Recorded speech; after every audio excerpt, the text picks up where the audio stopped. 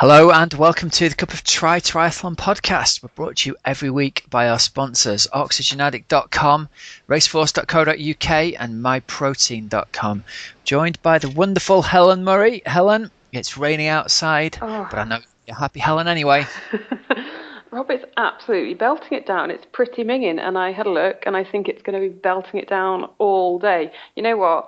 I fly to Spain on Thursday this week, where it is sunny, and I cannot wait.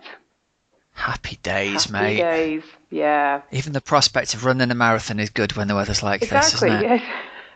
Yes. It'll be, I can't wait. I honestly cannot wait to see a little bit of blue sky and not have to go outside with a brolly in my rain jacket. Awesome stuff, mate. Yeah. I tell you what, it's gonna be nice over there. What's the temperature going to be like, do you think? For the actual race itself, I think it's going to be probably around about 9-10 degrees first thing in the morning when it starts. Perfect. And then I think it will go up quite quickly, and I think towards the end it could be sort of 16, 17. So it could get slightly warm, perfect running. I think it'll be good. I'm looking forward to it. Whatever happens, honestly, I'm going to Spain. It's going to be warmer than here. It's going to be sunnier than here. I'm going to get more vitamin D than I would be here. And I can't wait. Oh, mate, yeah. I'm so jealous. Yeah. I was trying to convince Mrs. Wilby to come on holiday over the Christmas period, but she hasn't got enough holidays to do it. She didn't take much convincing, but she was like, I don't have any time left. No, that's always it's obviously always money and then actual leave from work, isn't it? Her contract's up in August, and so it's like Ooh. She hasn't got the physical time to take. Yeah. It's not like you can take next year's leave allowance, is it? No. Oh. So, hard, man. Oh, gutted. Well, nice rainy few months ahead. Rob, I see you've been back on the training. I think training more than, it's my turn to ask you. How's your training been this week? Yeah, pretty good actually. I've been secretly training for a while, Hells. Well, I can tell because you sort of, say, oh yeah, I've done, 99.999. I need to get up to 100. It really bothered me. I don't. People saw this tweet. I finished my training for the week and was sitting on the sofa, having had a shower after being on the turbo, and called up Training Peaks, and my training stress score for the week was 599.9, and that 0.1 of a point represents about literally 10 seconds of cycling. And Lindsay was like, "You're not going back on the bike." I was like, "But I can't have it here just under 600. It's like, "You're sick, you're ill, you need help." So I didn't get back on the bike, but it really bugs me. Oh. I'm like Sheldon from what's the TV show? Oh, I can't think off the top of my head. I always want to say How I Met Your Mother, and it's not that one. God. It's the whole universe was in a hot dense state. Don't know. Oh, for God's sake, Helen, you've got to know this. I don't know. I don't know. Everyone else will be shouting, going, "Is that?" Yeah, I don't know. It'll come back to you. We're going to come back to this. Big Bang Theory. There we go. Do you not watch Big Bang Theory? No. Oh, mate, Rob, it's the best show on TV. Do you really think I have a whole load of time to watch TV? Dude, it's like Friends for geeks like you and me. It's the best thing ever. They're all nuclear physicists. Oh my God. You've got there you go. There's your Christmas present from me sorted. I'm going to get you the original box set of those. Thank you. Much appreciated. So, Rob, the big question is, what's all the training for? There were all these races that you sort of kept on adding to your bucket list last year, but actually none of them happened. None of them happened. What is it for? Come on, spill the beans. Well, the Achilles is still healthy. That's the good news. Okay. I've had several months of good Achilles health. So at the moment, I'm just enjoying training every day, getting it done and, feeling like I'm getting fitter. And it's a bit of a cop-out answer, that, isn't it? Yeah, totally. Is there something in the back of your mind, but you haven't, or have you signed up to something, but you don't want to say? I really want to do Triathlon X in the summer. I really do. And I'm kind of... But what's stopping you? Because surely you just sign up or you don't. Yeah, you're right. I tell you what's stopping me is actually I don't want to be super selfish and commit to spend loads of time away from my 3-year-old son. Yep. Yeah. But if I can find a way to work it, I'm starting to think maybe I can sneak off during work time now, work for myself. I'm definitely going to do some racing next year, definitely up to half Ironman. But to step up to full Ironman, it's like getting the long sessions in. Yep. and I've got a bit of a thing about going along and not really doing myself justice. So I think that's kind of what's stopping me at the minute. Okay, So I think that's fair enough. But this is good news. So you're actually going to be racing next year. Brilliant. actually gonna be racing next year. Yeah. Exciting. Plus, I'm going to get my arse kicked on the training camp in February if I'm not in shape. You There's the real reason. can't turn up and get I dropped didn't even by know the everybody real else. reason. I've got the fear. Standard just has his knee fixed. I've got all these guys signing up for the training camp, and if I'm not in shape, what am I going to do? Drive around to rent a moped? Is he a person on the what's it called, the bike at the track? The Denny? No, the The Derny, yes, yeah. that's going to be you Good call. going around Fuerteventura, pacing everyone. There'll be a story here. I'll be going, yeah, for the long ride, it'll just be safer if we have a support car. Oh, I suppose I can drive it. Love it. Well, there we go. We got it. We got there eventually, Rob. Training, did. so then you don't get shown up on your own training camp. Do you know, more than anything else, it's just trying to stay sane. Makes you feel better? It just makes me feel better. I can't sit at a desk all day. I've got to be active. No. So, I'm with you. bit of 2-a-day training. Stay sane. Brilliant. This is good. This is, you see, positive stuff. I love it. Yeah, man. You're going to badger me into entering something, aren't you? Depends. We'll talk later. Yep, fine. Anyway, enough of us, Rob, blabbering on as usual. Enough about us. Come on, let's go to the heat and the beautiful humidity of Ironman Cozumel. Yeah, now, last week I was saying, you were saying, oh yeah, it'd be a really good race to go and do. And I was like, no, it probably wouldn't, to be fair, because it's absolutely stacked. But I said it was going to be stacked full of Mexicans. I was having a quick look through some of the results. And actually, it is stacked it's a very international race. A lot of Americans. Yes, you'd get some Mexicans there, but lots of others from South America, lots of Europeans, and some really, really impressively fast times. But so I don't think it is just a race to go and do, and you'll probably end up all right near the top. No, it is really, really competitive. And it's hot as well. You've got to be able to deal with the heat, haven't you? It's hot, it's humid, it's windy, it's a sea swim. So it is a difficult race. And Rob, let's start on the women's side in the pro race, because it was a fantastic comeback race for Corinne Abraham, who won it. It certainly was, wasn't it? Yeah. Sounds like she came out of the water quite a long way down. Well, better than some of her previous swims, apparently. Oh, that's good knowledge. Okay. Only 6.5 minutes down, I think, on the undercave. So she's definitely improving. Yeah, definitely. She did a 53.49 swim, which is really, really, that's a really good swim. It is, isn't it? Yeah.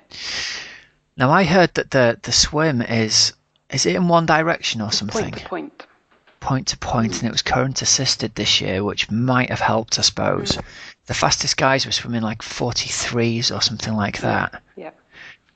But still, yeah, for the undercave swim 47 and you swim a 53. There you go. It's 6 minutes down, so definitely headed in the right direction. Absolutely. And she really held it together on the run in that heat, didn't she? Put a 3:07. That's sort of 10 clear minutes faster than the undercave. Yeah. Pretty much 10 clear minutes faster than anybody else that day, apart from Camilla Pedersen. So awesome that the swim's improving, but also awesome for Kona for next year that she can run really well in the heat off a hard bike. Absolutely, and she got the fastest bike of the day as well. She did a 5:01, which put her ahead, literally a minute and a bit ahead of Emma Kate Libri on the bike. And Emma Kate Libri came out of the water in 48.52, but then faded on the run. So yeah, I mean, she was leading, wasn't she, all the way through to about halfway on the run, and then yeah, got run down. Looks like she had a tough run at 3:32. That's it. So Abraham won in 9:06, and apparently I read somewhere that, was it 10 weeks ago, she was having surgery to have an abscess removed. And oh boy. Yeah. So I don't think, she's had a difficult time leading up to the race as well. So to come out there with a 9:06, and she's been working hard. I think I mentioned last week she's joined up with Brett Sutton, and so training with him now. So that's fantastic for her, isn't it? Really, really give her the confidence now to kind of build on that and get that Kona slot where she didn't race this year, did she? She didn't race Yeah. because she's been injured. Leander Cave was second in 9:13. Camilla Pedersen 9:14, so that was a close finish between the two of them. Heather Wurtell finished in 9:21, and then Emma Kate Lidbury finished in 9:29. And over on the men's race, let's have a look what we've got here. Stefan Schmidt takes out an 8:12, so it is a fast course, isn't it? That's fast racing. 47 swim, 4:26 on the bike, and a 2:53 run, so well solid in the heat. Matt Russell in 8:14, Michael Weiss in 8:24. Now, I was looking down the list a little bit. I was actually looking out for any British chaps who might be in there, and I came across the name Martin Muldoon, who, if I'm not mistaken, raced either a fortnight ago or 3 weeks ago, didn't he? Do you remember he did the fastest? He broke the Irish record. Yes. Yeah. Was it last week or the week before? It was a couple of weeks ago. So it looks like he hasn't had his usual high standard run. Let's see if I can call it up and try 24/7 because I was reading about him on there. No, it's not coming up. I can't remember where it was. Where would it have been 2 weeks ago? Can't think. All right, no worries then. But still, he's got 9:28, taken third in this category. Wow. That's a pretty fast category, isn't it? Yeah. Yeah, this is it. A lot of them, when I was looking through the categories, they are some really, really, the people winning those age groups are blooming quick. I've just mixed up as well. He's run 3:11, so that isn't a slow run at all. Oh my God. So to come home in 9:28, yeah, hardcore. That's good going. That is good going. Yeah. Over on a little bit further around the globe, Rob, we had Challenge Phuket this weekend as well, didn't we? So they had the Phuket Triathlon Festival, which started off with the shorter distance a week ago, and then this was the half Ironman distance at Challenge Phuket. And I've heard that it's one of the most beautiful, stunning places that you could actually go and do a race.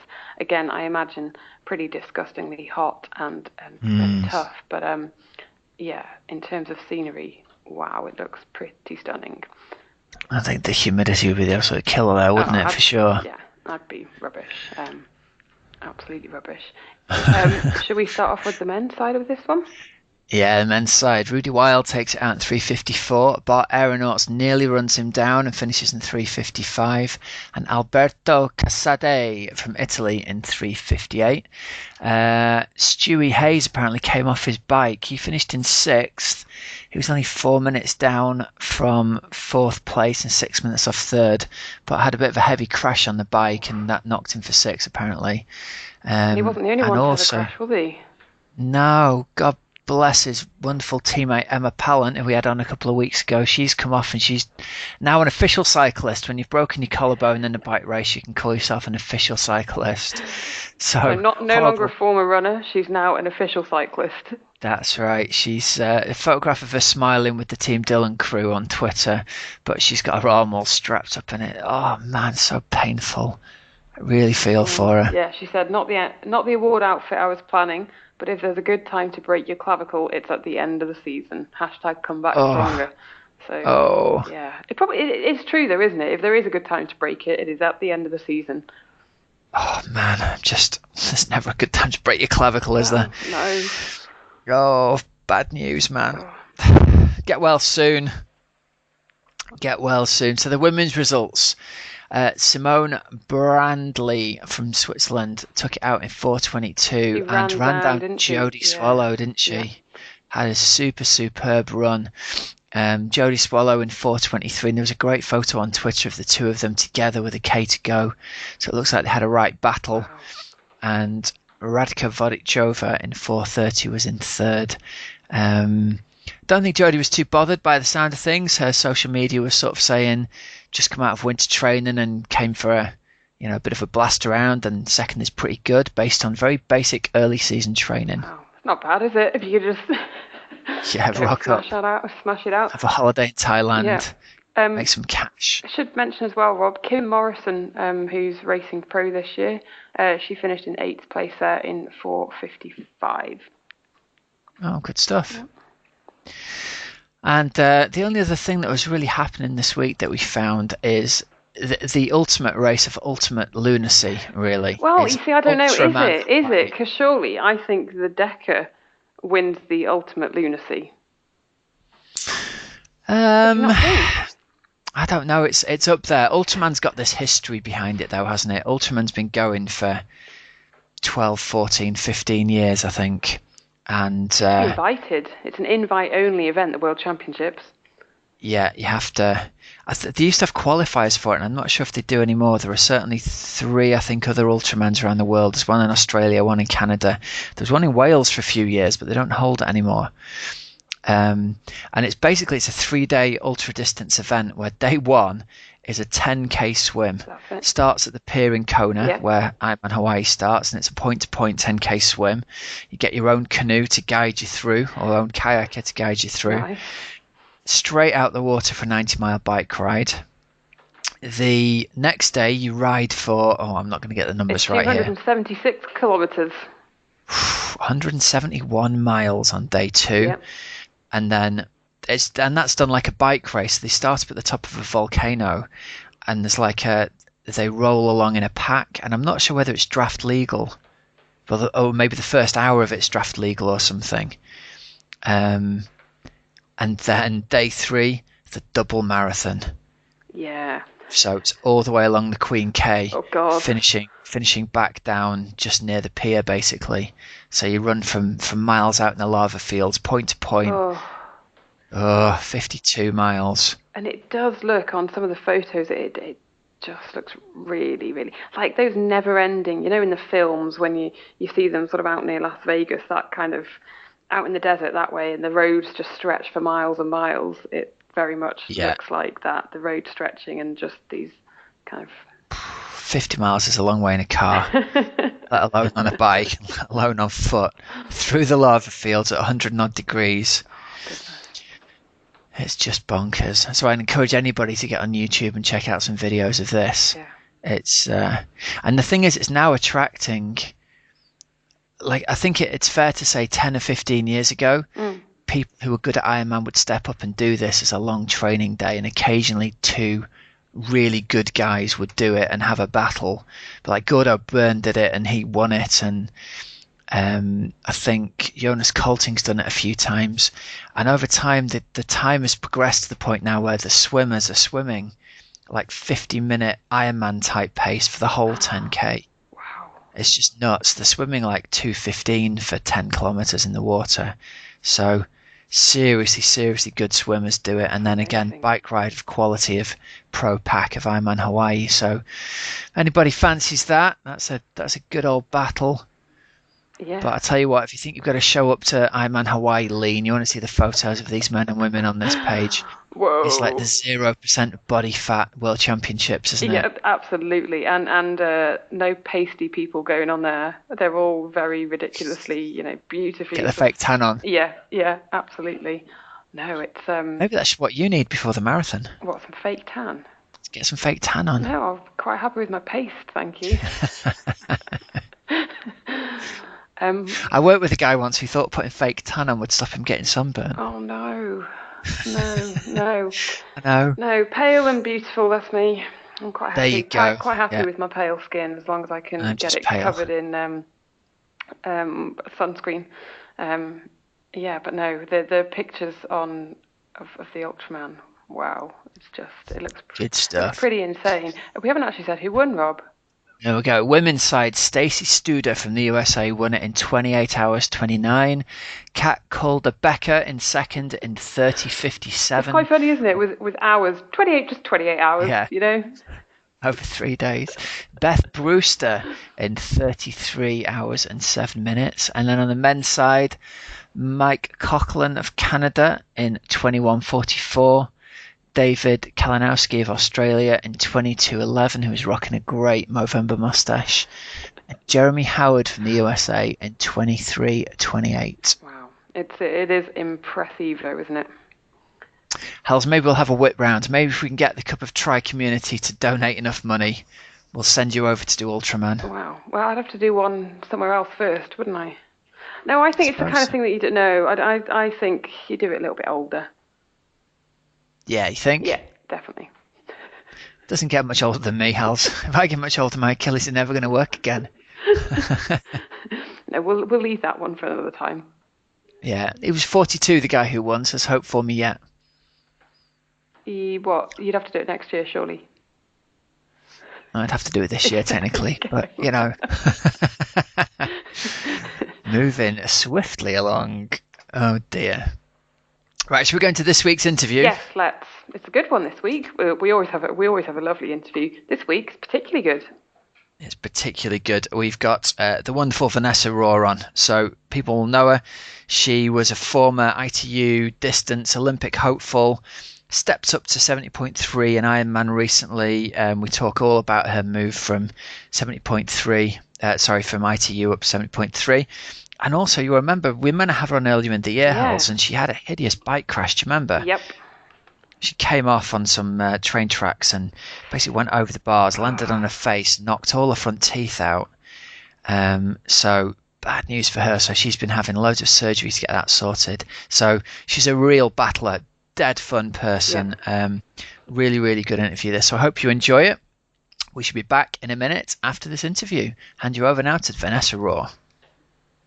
Right, so Vanessa Raw, thank you very much for joining us and welcome to the Cup of Triathlon podcast. I've got to tell the listeners, I really appreciate the fact it's like barely 8:30 in the morning. So I feel like we grabbed you out of bed for the interview, so thanks very much. Oh, it's all right. I should be getting back into training now anyway, so yeah, It's stop being about that lazy time, anymore.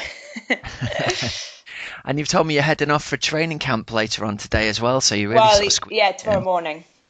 Oh, And nice. that is Okay. early. I think I've got to leave before 5 for that, so. Good stuff. Right, so listen, let's talk a little bit about, for people who don't know your background, let's talk a bit about sort of where you've come from. Now, I only know you through having read things about you in the media.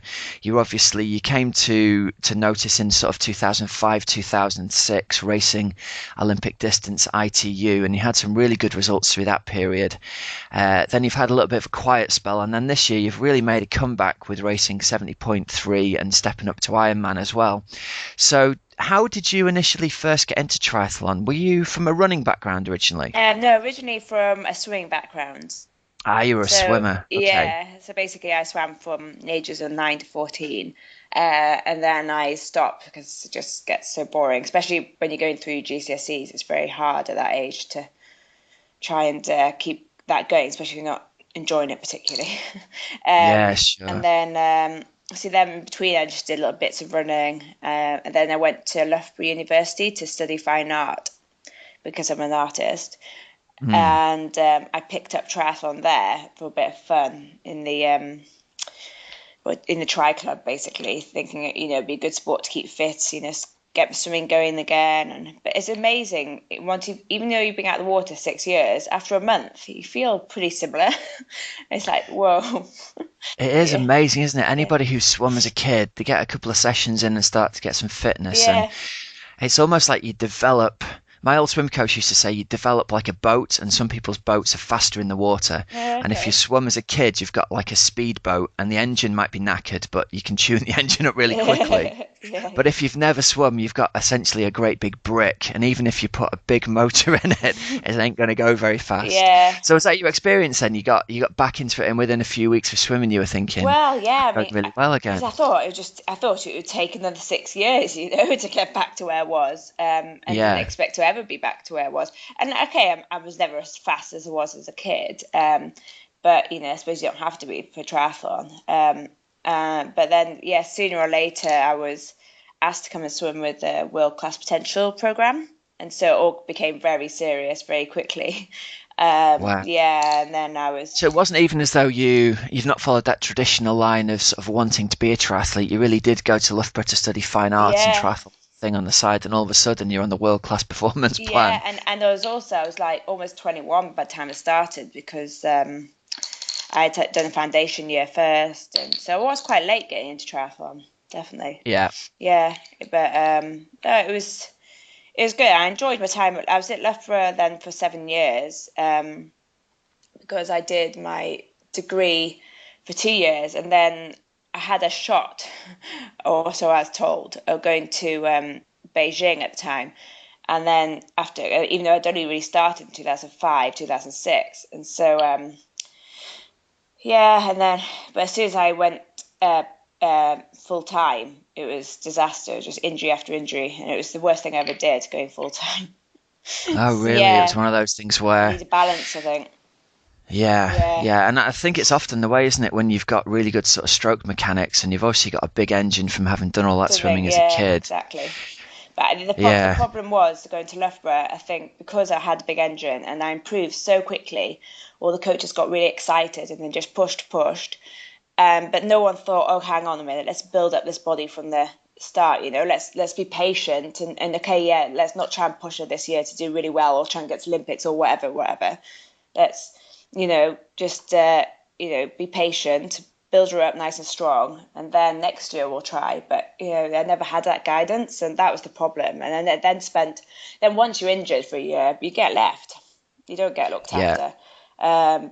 People they go on to the next. So I was then spent the next 7 years working all out myself, and while I was getting injured in the gym every day, like going mad, thinking what the hell's going wrong. Yeah. Until after 7 years, I thought, that's it. It's enough. I'm leaving. Went to London. Oh, there you go. Oh, what a shame. I mean, it's a real sad story, that, because at the time you were having, it was obvious you were having sort of sporadic, really good results, but they were really good results. Yeah, You won Windsor, didn't you? And you won a well, World Cup. Yeah, but and I never got to fulfill my potential, really. I was always like coming straight off some injury or even injured whilst I was doing it. Yeah. Anyway, Yeah. you learn. So how are things for you now then? You've sort of moved towards the long distance racing side of Yeah. things.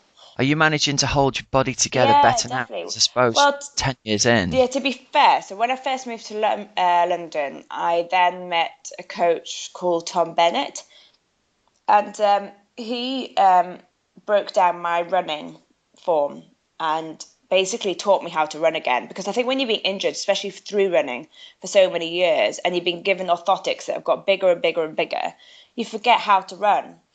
Yeah. And I'm a very analytical person. I've kind of learned to be through being injured. I've had to analyze everything. So I was analyzing every step and I'd forgotten how to do it. So Tom broke everything down. And for the first time ever, I could run with no pain. And he built that up. And then I had a few more results in ITU then, because we were still focusing on ITU before we went to long distance. But unfortunately, in 2014, I think just wearing the wrong trainers actually, rather than what I was doing. I then got injured again. Right. But Do you know, it's interesting. I was doing a bit of research for the interview here, and I came across a little blog site of yours where you talk about loads of different running the trainers and trainers, stuff. Yeah, it's very interesting. Like, you've really thought about this. There's like super detailed I know. posts I'm about hoping different no part one's of the actually shoot. read it. Oh, you've blown it now. It's gone out to the world. Oh dear, it was a bit embarrassing. But that was meant to be a whole weekly thing. I did one. I was like, oh, bugger that. I'm not doing another one.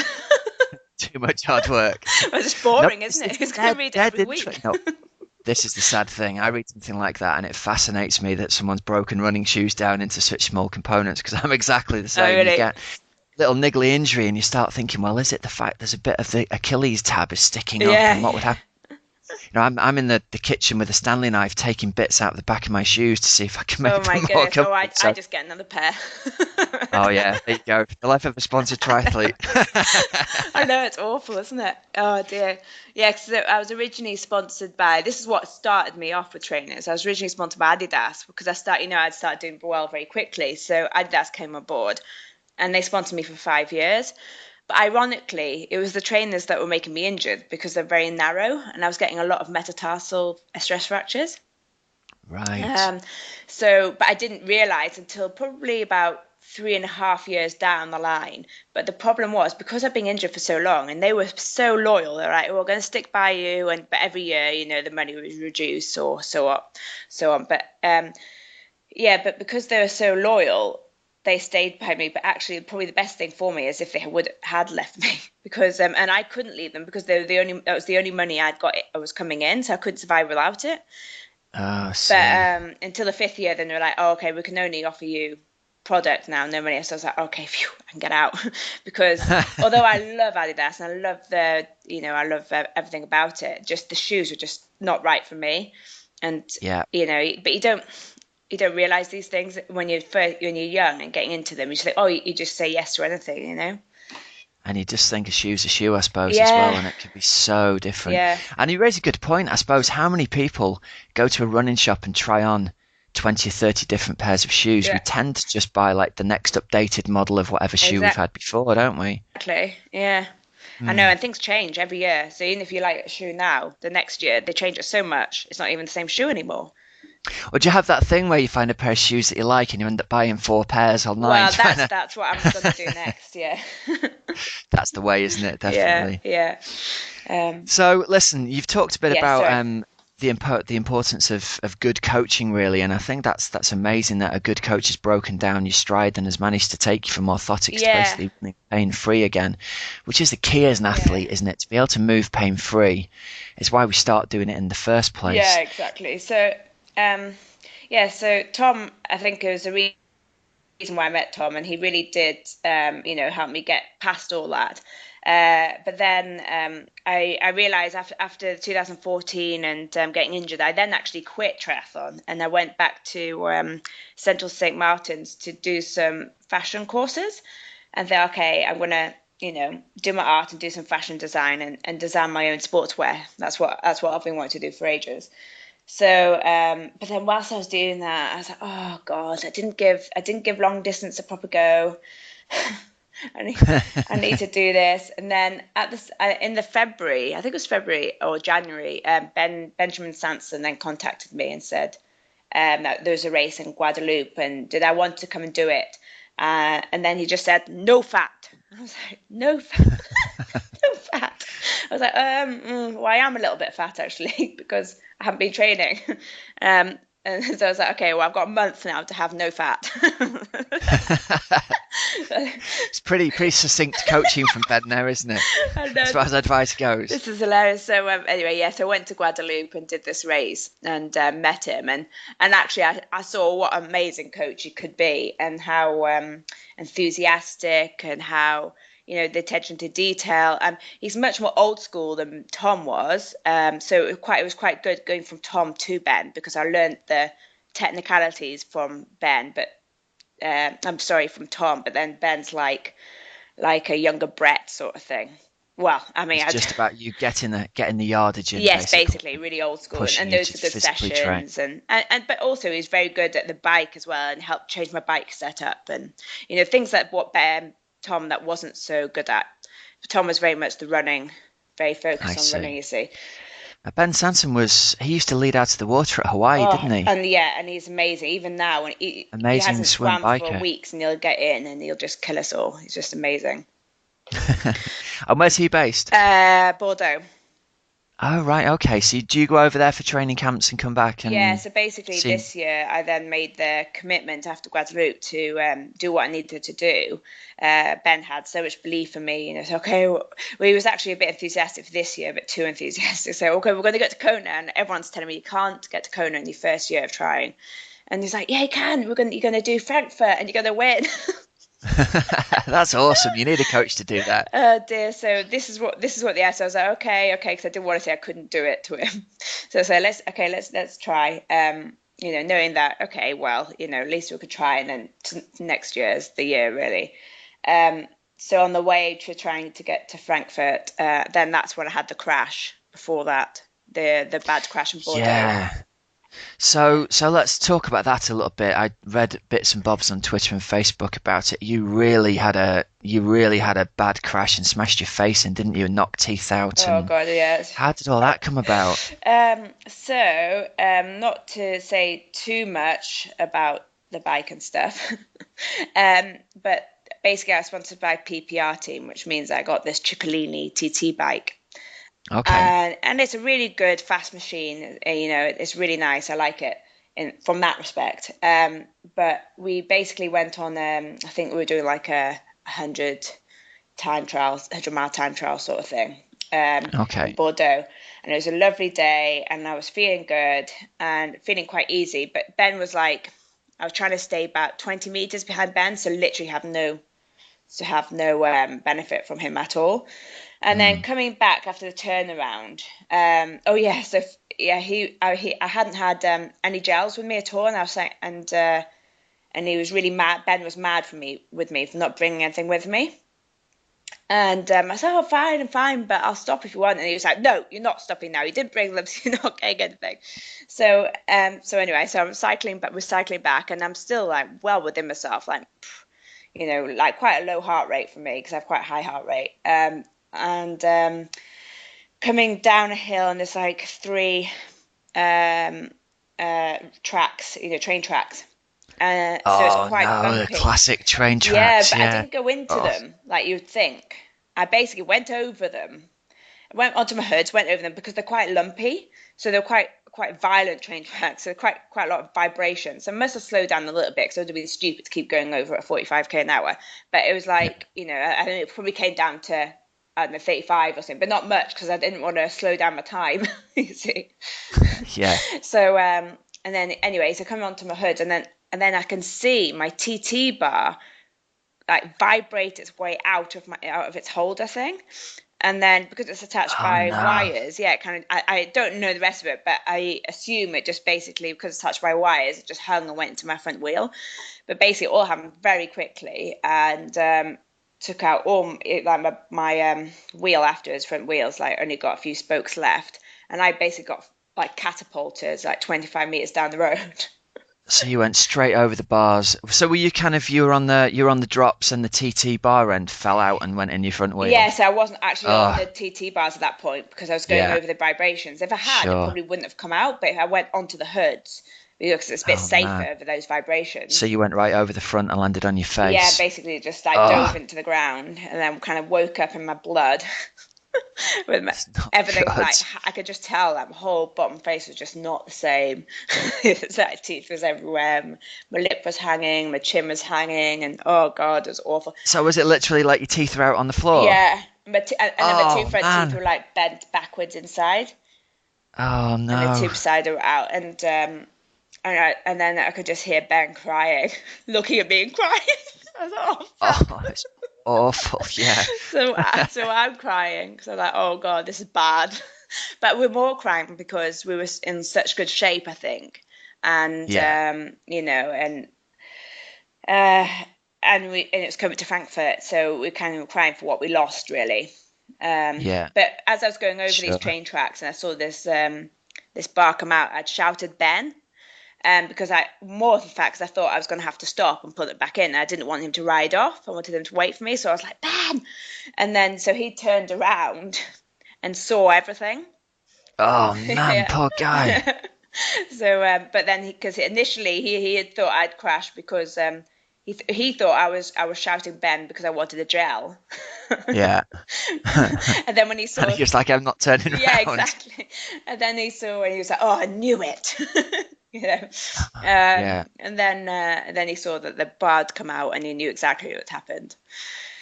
Bad news. So you've had this crash, you've had loads of rehab. I mean, basically, have you had to have sort of your teeth reconstructed then? Yeah, so basically I went to hospital and they did what they could, and then and the next day they wired my teeth, the teeth that were left, my 2 front teeth mainly, and they wired those across and like straightened them. And then held it into place because they were like fractured in the root. So they were, so they put glue all over them and wire and stuff. But the problem was they straightened them too straight. So I was biting on them all the time, and I was telling them, "No, look, it's too straight. Can you stick them out a bit more?" And they're like, "No, it's just because you're swollen. You can't tell your jaw's like halfway to the left, and it is." But I knew it. And then when I got back to England, and he's like, "Yes, it is. They look good, but they're too straight." So because I was biting on them again, and that was the hellish bit. At night time, when it's the most painful thing I've ever felt. Biting on them, I then fractured them again, like 2 or 3 times. So it's like Vanessa, triple fracture in the root. You've really been through it, Oh haven't you? dear, no. So anyway, so I just got them route filled to try and secure them. And we're hoping they're still a bit wobbly, but we're hoping that they'll survive, and then I can just have bridges with the other ones. Okay. Otherwise, they'll have to Ah, come you are out. one tough cookie. Oh dear. I guess it's like the I've just been rereading Tyler Hamilton's book, and he talks about like riding in the Tour when he fractured his collarbone and Oof. how he Yeah. basically ground his teeth down as he was Oh riding. my So God. yeah, you'll have to read that story. You really relate to it. I think he had to have like 9 teeth capped at the end of the tour because he'd ridden the whole tour with a fractured collarbone and was grinding his teeth as the pain of one took the pain of the other away. So Oh my you've goodness. got you got a kindred spirit there, Vanessa. Well, I was lucky Um, that I didn't get any broken bones. It's pretty amazing, actually. Yeah. yeah, it is, I suppose. Hey, Yeah. so you've obviously had a fantastic season coming back and stepping up to racing at the 70.3 and Ironman distance. Yeah, it's Took been out right. when Italy 70.3, you had a win. You had a third at Rimini. And then you went on to race Ironman Barcelona. Yeah. So, how's your experience been racing long distance? And has it been what you? Yeah, good. I mean, I much prefer it to ITU. The whole atmosphere of it is just completely different as well. It's not political, and you're just racing for yourself, and also you're really supportive for all your competitors. And you feel the support, like with ITU, I used to feel like I was supportive with the people, but often I don't know, people used to assume I wasn't being genuine or something. And like, actually, no, I am being genuine, but everyone thinks you've got an ulterior motive. Whereas actually now in long distance, it's just like people are just nice to each other. It does seem like there was. I met a group of the pro ladies before Staffordshire 70.3, and they were all having such a good Yeah, laugh. They seem like a really genuine. Everyone sort of wanted the best for yeah, everybody. because I feel like it's more to just feel like you're doing, you're trying to get the best out of yourself. And okay, on race day, you are kind of racing against them, but then the end, when it's finished, you're back to normal. And that's how I always wanted ITU racing to be, but it never was. It was just, yeah, that competitiveness was then carried over into real world, and people forgot that actually, just because you're a good triathlete, or if you're a bad triathlete, doesn't make you a bad person, Yeah, is that almost the pressure of the Olympic thing casting Yeah. a shadow over it? Yeah, Yeah, and yeah, so interesting. yeah, it's quite glad, and also I'm just loads better at long distance. I always knew I would be, but I was trying to put it off, I'm never going to do Ironman. It's mad, but I was always in training. I'd always just be able to go much harder for longer than anybody else. Mm. So yeah, Well, obviously, your background as a swimmer stead you in really good stead. I'm sitting here looking at the results from Barcelona. yeah. You were you second out of the water in the pro Well, ladies? Both actually, you said. Oh, go on. I led the whole thing out when she sat on my feet, and then I couldn't get out of the water. I was just like a beached whale. so, Oh no, so therefore because it she was got rough, past wasn't it? It me. was wavy at the Yeah, finish. and I'm just hopeless at this technical bits, like trying to get on a bike and transition. It's just so embarrassing. Coaches usually have to like turn their heads, and they usually get so embarrassed by it. But yeah, no, it's okay. I mean, I started that race feeling like I had, I was in good shape because I hadn't had anything go wrong for 3 weeks before it, and I'd properly rested up. But I just started it and felt really, not even average. I felt really below par. I felt like it was a bad day, and I started the swim, and I was getting cramp in my hip flexors, and then my back was aching. I was like, oh my God. So I don't know if it's because I haven't practiced in the wetsuit for that long or something, but I just didn't feel good. And I got on the bike, and it was just such an effort. It didn't feel steady like it should do for that length. So I see. I really tried way too hard for the whole thing. So by the time I got to the run, I felt okay, good for the first 7K. And then because I hadn't eaten enough on the bike, or because I was burning too much, I would just Yeah. blow up like nothing, and my toes and my bare feet were just totally blistered. So I was then practically walking after that. So You got your money's worth there, didn't you? sorry. You got your money's worth on the marathon, Oh like God, yeah. the proper age grouper Oh, it's experience, horrible. hey. Yeah, But I know, put this in perspective. You've still run 3:28 off the bike. yeah, Now, yeah. It's all it's right. not going to Yeah, set the world alight, but considering you've pushed too hard, you haven't eaten enough, and you've got hideously blistered feet, yeah. that shows your real strength of character to push through and keep going. Because I'd imagine it would have been easy just to pull the pin and think, Yeah, I've had well, enough of to this. be fair, my coach was there, Ben Sanson, because he had driven us there from Bordeaux. and he was on the line, and he said before, you're not allowed to stop no matter what. Yeah, you're I was like, finishing oh, this race. God. Yeah. I said, what, even if I'm going to get injured? He was like, then you walk. I was like, okay. Right. So I was There like, you so I go. knew that no matter what, and he'd be pleased no matter what, because this was my first Ironman. So, you know, so it was Well, all I right. mean, considering it's your first Ironman, that in itself, just to complete one, is an amazing, amazing thing for anybody. Even if you're a pro triathlete, it's a daunting experience, isn't it, to do such big events? Yeah. And looking at your splits, you're somewhere 53 and you've biked 450. Now, albeit Barcelona's a fast course, Yeah. but that scorching fast combination of two splits there on a day when you're not feeling good. Yeah. But on the What bike, do I you felt. think you're capable of on a day when things have gone well? Oh God. I think when I know when I haven't, and I've had a smooth year, but that's, I think everyone would say that. I think That's the something big goes if, wrong, isn't it? isn't it? Yeah, I don't know, maybe a 50, 51 on the swim. I don't know. This is really going to set me up, isn't it? I don't know. Then is a 440 on the bike, maybe? Yeah, And then a 3 hour marathon, there you go. I think. Anyway, we'll Interesting. see. So, you're setting the bar high for yourself there. That'll bring you in about 8:35. Oh yes, that's maybe a little bit fast, isn't it? I do. Well, I mean, having said that, That'd be Yvonne van nice. Vleuten, the same day, she rode 4:41 and That's ran true. 3:02. Oh right, that's So, okay. Yeah, and you're yeah. 7 minutes faster than her on the swim, so she's got a lot of chasing to Oh, do that's there. a That's good going to point. put you in a Yeah, nice position. that's good. So But don't put limits on it. okay, Who yes, knows? exactly. Yeah. And I've also seen you posted up a shot of one of your training runs where you ran 30k in 2:05. Oh So you've got yeah. the run form for it, haven't you? Yeah, and I was like on, and that was with stops as well. So I was on 2 hour pace, and Yeah. that felt really easy. And that's the first time I've done that sort of run before. And that was off a hilly bike as well. It was a run off a bike. Was it really? Yeah, and it felt easy. I didn't feel like I was pushing myself. So it just shows you, like I'm at the moment I'm so up and down. Like the days where I'm up are just so different to the days when I'm down. And I need And to you try just and need to hit it on a good day, don't you, on a race yeah, I day? just need to get myself more consistent. Somehow I need to figure out what's making me so inconsistent, really. Well, that'll come with time, I think. Yeah, It's just a question of you managing to get back to it and keep doing it consistently. yeah. Now, the shots of your feet after the finish, every single age group in the world is going to relate to. It looks like you had some serious blisters going on, mate.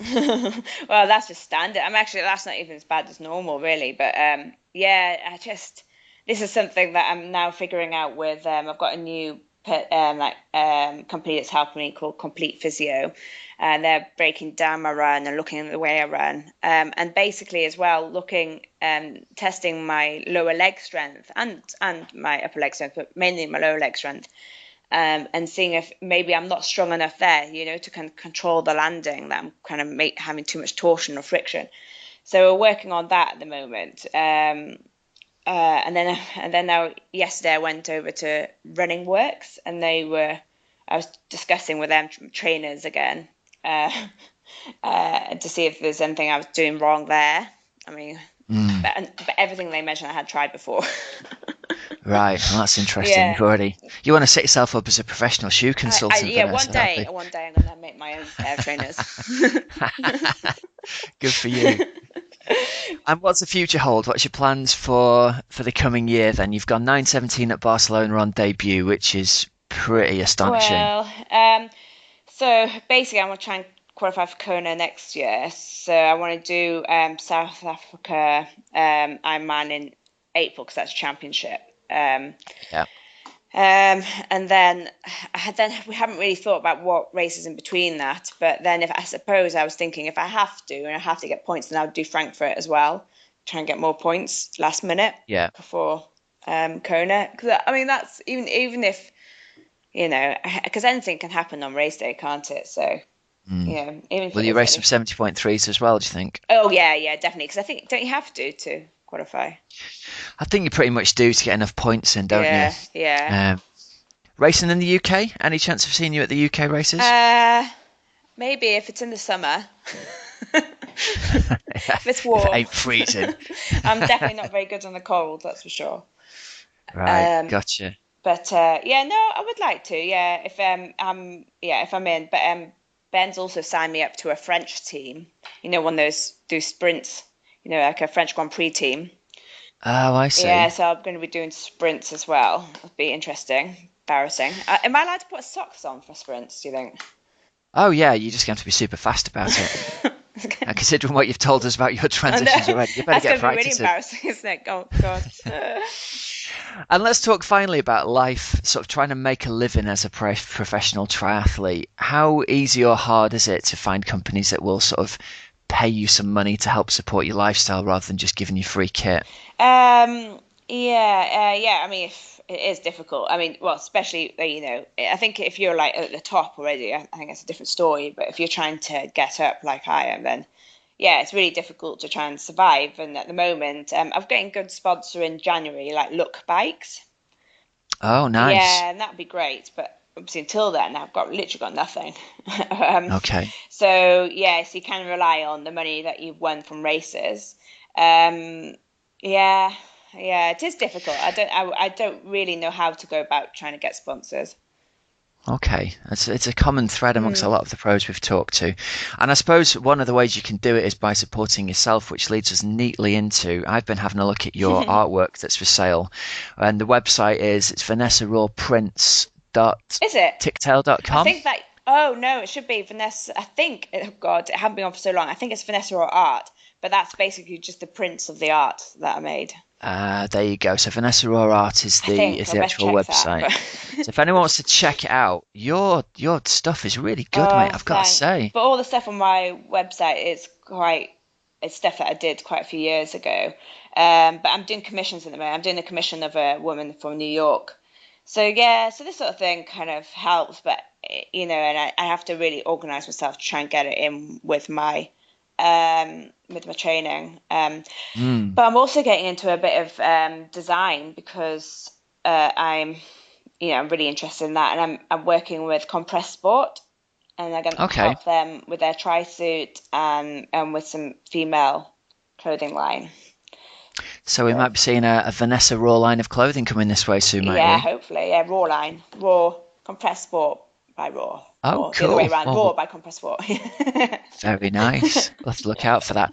And listen, you've got prints on here. You've done Greg Bennett and Laura Bennett Yeah. and Will Clark and the style is and I was scratching my head to remind me what it reminded me of. And I Okay. don't know whether you'll know this. Did you ever see the cover of the Manic Street Preachers' The Holy Bible by Jenny Savile? Oh, Jenny Savile. I love Jenny Savile. But no, I didn't see that. But I've seen Jenny So Savile's she work. did So. the cover for it, and I'd know nothing about art, so I'm quite sort of proud of myself for having known that there's a similarity in styles Oh, here. really? But it's With Jenny Savile? yeah, Oh, wow. Well, that's a that compliment. like the shading and the light and stuff. It's really cool, mate. I'm dead impressed Oh, with it. thanks, thanks. So if there's people listening who are looking for a really cool Christmas present for their other halves, a bit of designer art from Vanessa Raw, get it bought and support the pros. Or I'm up for commissions as well.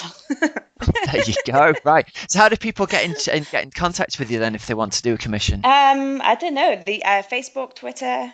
It's probably the Go. easiest, isn't it? Because you can get hold of anyone like these days with that. Suppose you can, can't you? Yeah.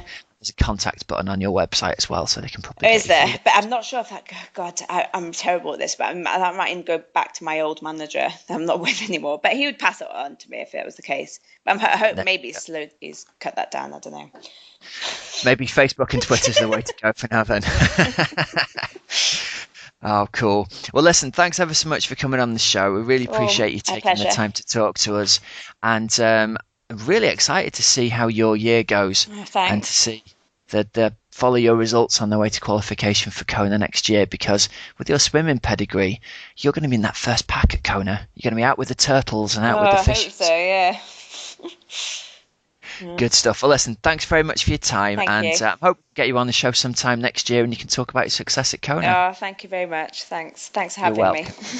Right, so there we are. There's Vanessa. Oh, brilliant. I should tell you what I love, Rob. I love the fact that she, I just love the fact how she was sort of discovered and pushed into triathlon, and the fact that she's such a Yeah, just talented turned up artist. for a swim. Yeah, I just turned up for a swim and they said, come here, you.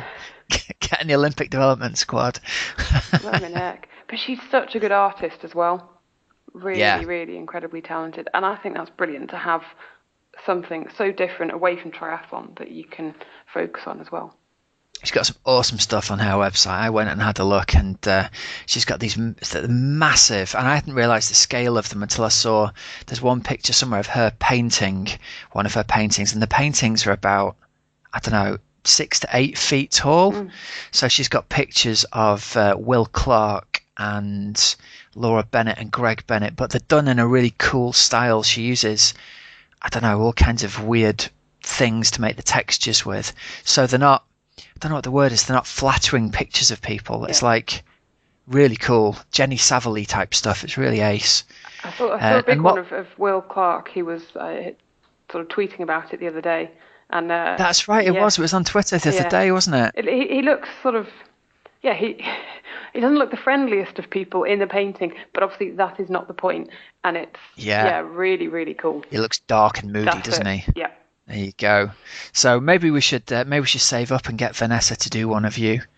We should get a commission done, Hells. No.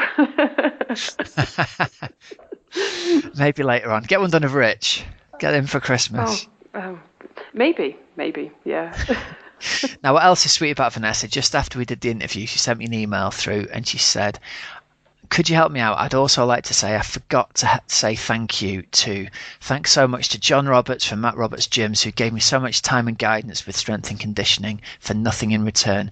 And also thanks so much to Richard from Profeet in Fulham, who supported me patiently with trainers and helped me work out the mystery of my feet. I'm so grateful for everyone who's helped me over the last few years. It's not been easy. So there we go. Really cool, thanking people, and at the time she couldn't remember all the people she wanted to thank, bless her. So well, I actually when I was on a triathlon camp a couple of years ago, Vanessa and Phil Graves were helping out. It was at La Santa. It was the women's tri camp, and it was great to be able to, they would come on our long rides with us. They would help out in the pool. They'd help out with open water skills as well. And it was fantastic to just learn from them. You could learn so much and just chat with them. And it was great. And when I met Vanessa, it would have been the year after the London Olympics. And I think it was going to be her last year doing some ITU races before stepping up to sort of 70.3 and Ironman. And I really hope that, she's already put out some incredible performances, hasn't she, over the longer distance. So hopefully, again, she can kind of get everything sorted and stay fit and have a really good season next year as well. Yeah, I think it bodes really well for the fact she can go out to Barcelona and go sub 9:30 in her first race when her feet fell apart and she was really, really sore. I think she's got that kind of mental resolve to just keep on ploughing through when she's having a bad day. So she can do that on a bad day. I'm frightened to think what she can do when she has a good day when her feet don't hurt. Yeah, totally. I just remember cycling up Tabasco, which is a windy climb on Lanzarote, and it's, I think, is it used in the Ironman or in the half? It's on one of them, isn't it? And it's kind of one of the climbs that you would go and do if you go to Lanzarote. And she and Phil Graves just made it look like a piece of absolute piss. Don't swear, we have to flag it up on iTunes. Oh dear, sorry. A very Beep. easy Beep.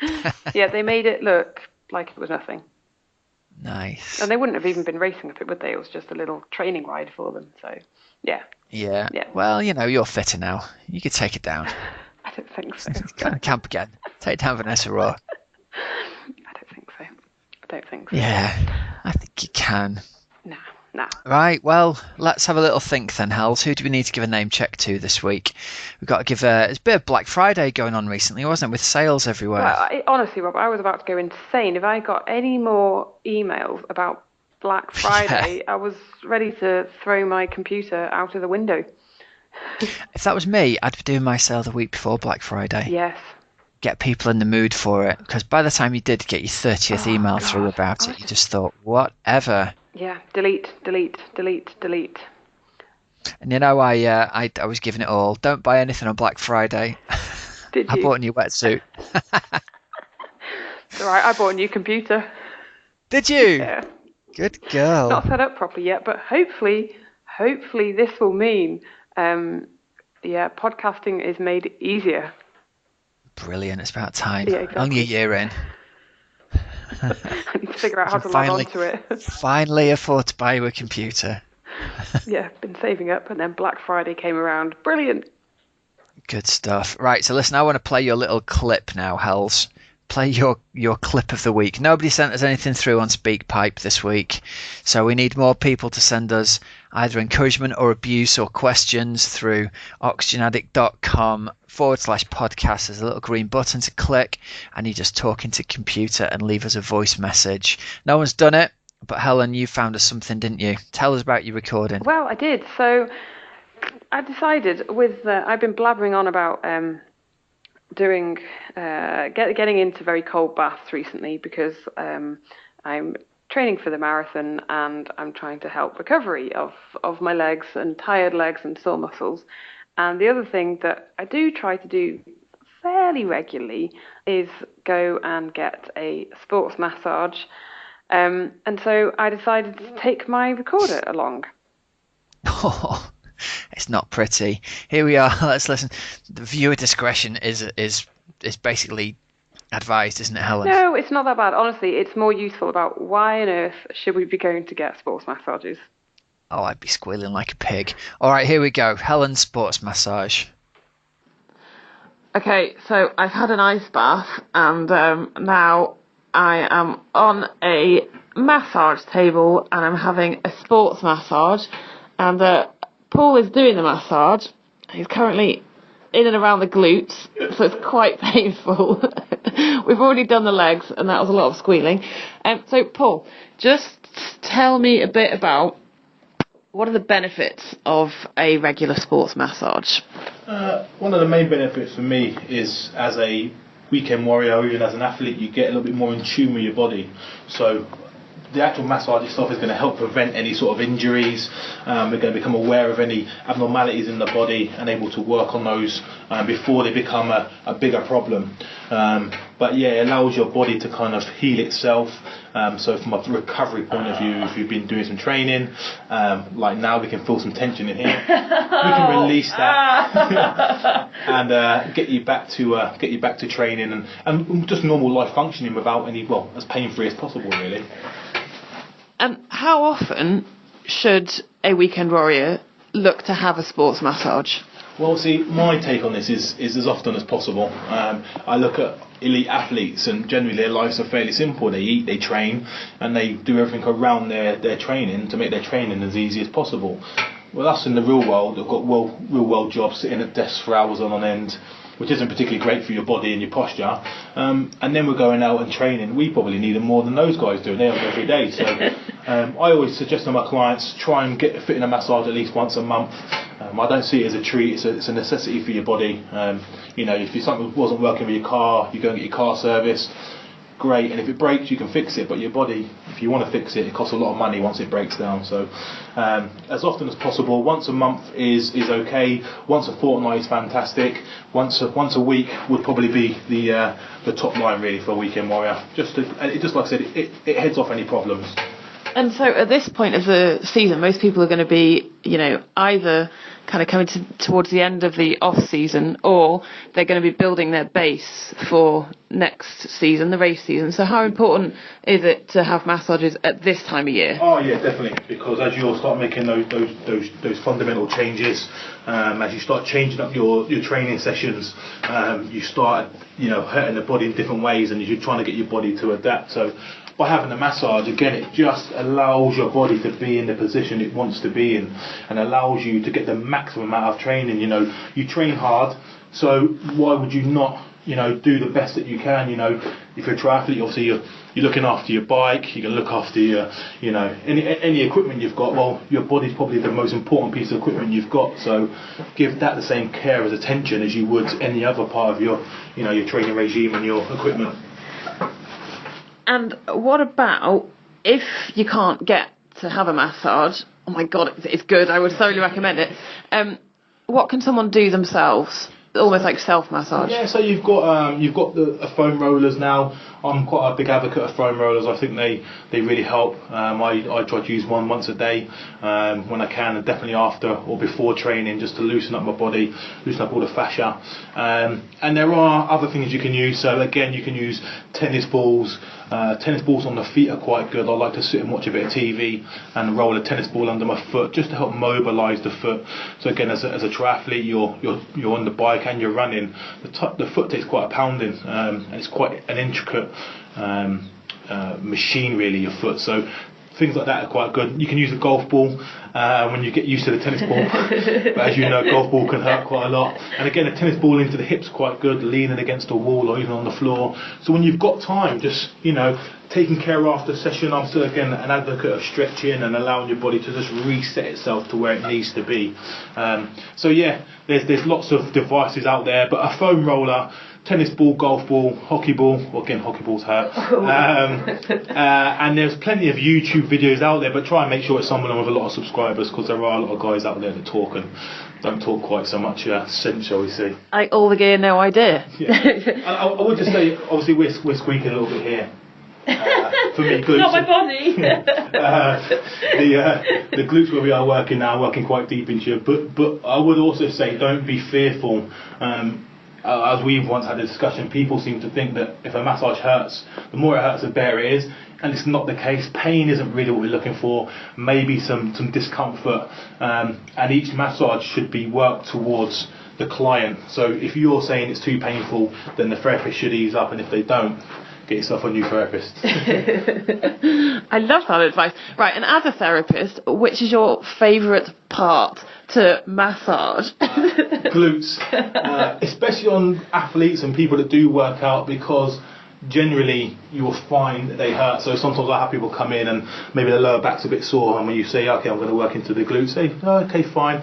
And they say, but my glutes are fine. And then as you start touching them, they realise. They yelp. It's the most powerful muscle in the body. And if they're not got some tension, if you've been training, we need to look at what's actually happening in the mechanisms, because they should be a little bit sore, have a bit of tone in them, and also the lower back. I just like releasing it off, because I think that's my clients get the most benefit from that. They get up and they feel fantastic. So yeah, glutes and maybe lower back are my two favourite areas. Brilliant. Well, you're currently in my glute, so I'm going to leave you to it. Thank you. Cool beans. So, Hells, do you really rate the old sports massage then for recovery from running?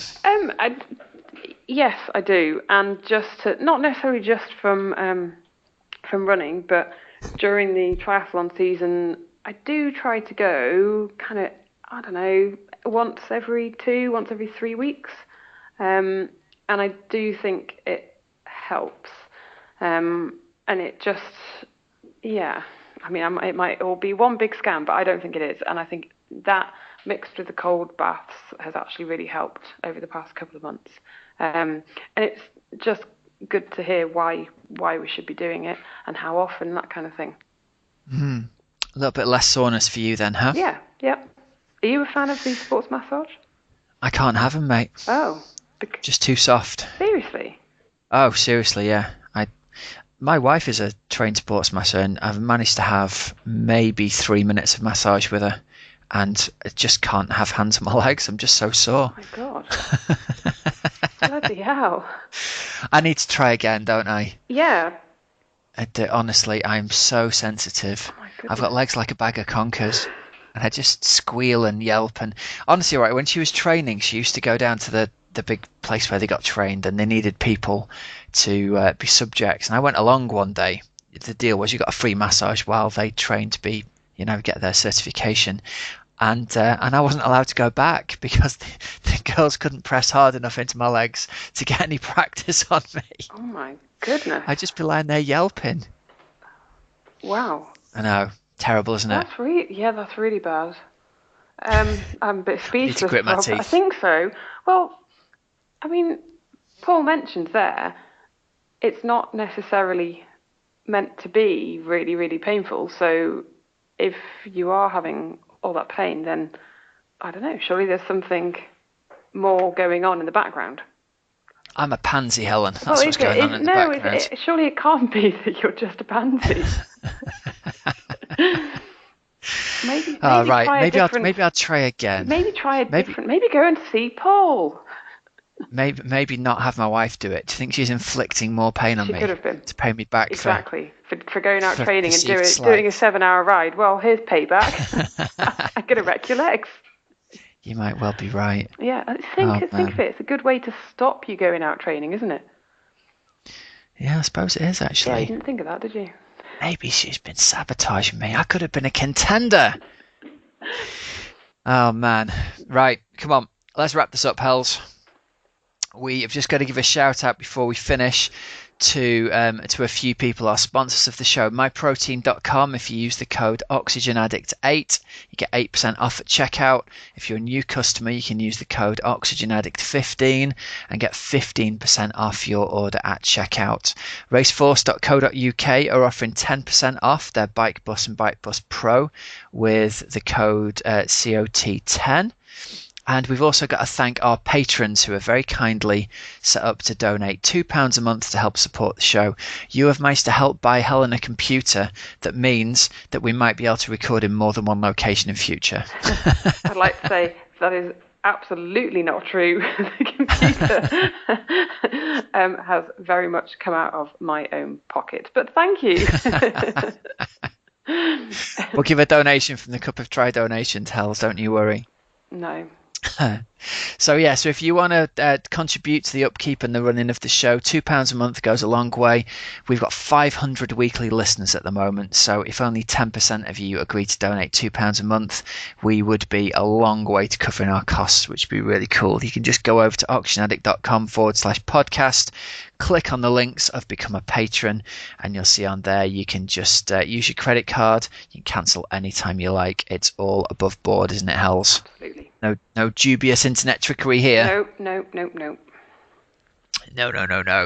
Right, so you're off to do the marathon this weekend then? I am, yep. It's either going to go great or maybe I might hit a wall. But it's going to be sunny. So you know what? It's going to go great. It's going to go great. You've put the training in for this, my friend. To be honest, maybe I'm not. It seems so far away, sitting in the rain in horrible grey, cold Cheshire. I can't really imagine running in the sunshine 26 miles in a few days' time. But I really am looking forward to it. I can't wait. Yeah, you need to get yourself psyched up, definitely. I will, don't you worry. I've got plenty of wonderful cheesy tunes to get me in the mood.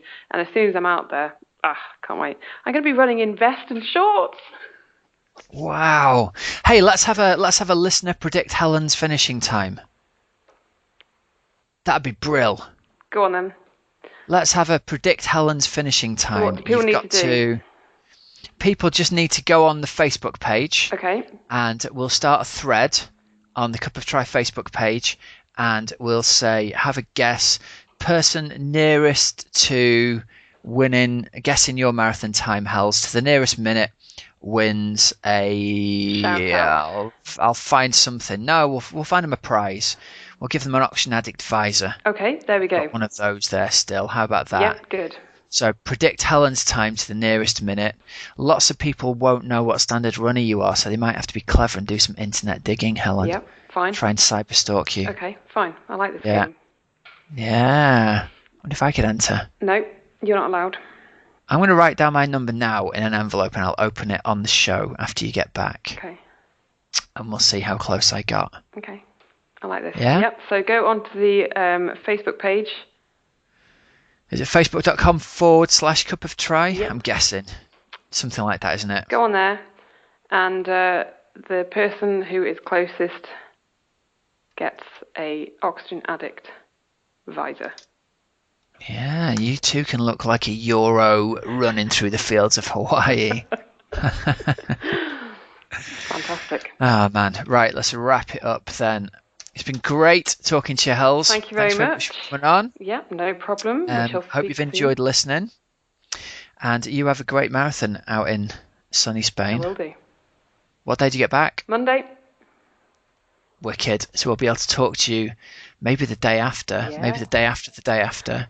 You'll certainly be on the show for next Wednesday. Absolutely. Great. Good stuff. Right. Get your bets in then on what time Helen's going to run. The whole community's rooting for you, Hells. Thank you. Thanks for listening to The Cup of Tri. I've been Coach Rob Wilby. And I'm Helen Murray. And have a great racing and training week, and we'll speak to you again next week. Hasta luego. Cheers now.